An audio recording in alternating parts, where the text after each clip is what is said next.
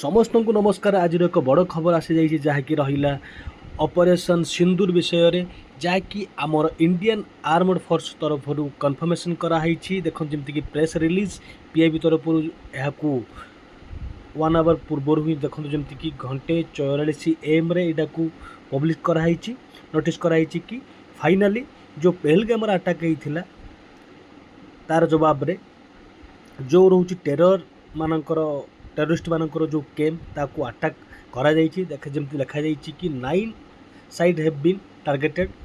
तो आपण माने ओवरऑल खबर सकाल पाइबे किंतु बहुत बड़ इंपोर्टेंट जिनस आपण माने एटा को नजर रखिथिबे जो द्वारा कि आपण माने मध्य अपडेट रही पारिबे जहा कि जनाशुना जाउथला कि जे किछि अटैक हवा को जाउची किंतु फाइनली ए लेटर द्वारा कन्फर्मेशन करा जाइए कि टेररिस्ट मानकर कैम्प को अटैक करा जाइए बोली बा टार्गेट करा जाइए।